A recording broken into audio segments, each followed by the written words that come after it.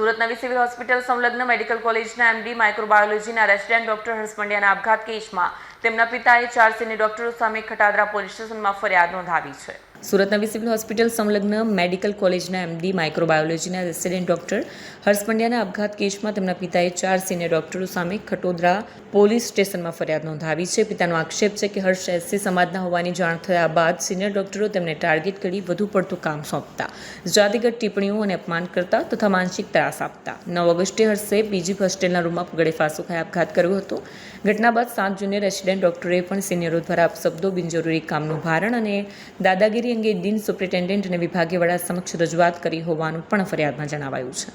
ગઈ તારીખ 8 ઓગસ્ટ અને 9 ઓગસ્ટની મધરાતે સિવિલ હોસ્પિટલમાં R1 ડૉક્ટર હર્ષ પંડ્યા નાઓએ આત્મહત્યા કરેલ, જેની જાણ થતાં 9/8/2026ના રોજ ખટોદરા પોસ્ટે ખાતે અમર દાખલ કરવામાં આવેલ.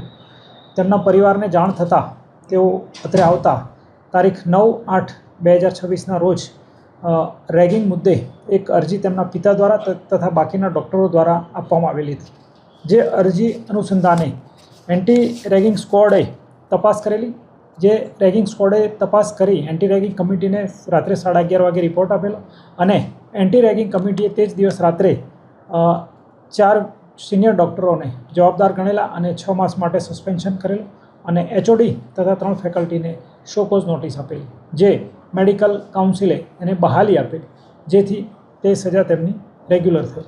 ત્યારબાદ બીજા દિવસે જે 9 વિદ્યાર્થીઓને રેગિંગ થયેલું તે લોકોની અલગથી ફરિયાદ દાખલ કરી ખટોદરા પોસ્ટે ખાતે ફરિયાદ દાખલ કરવામાં આવેલી છે, જેમાં 4 ડૉક્ટરોને નોટિસ આપવામાં આવેલી છે.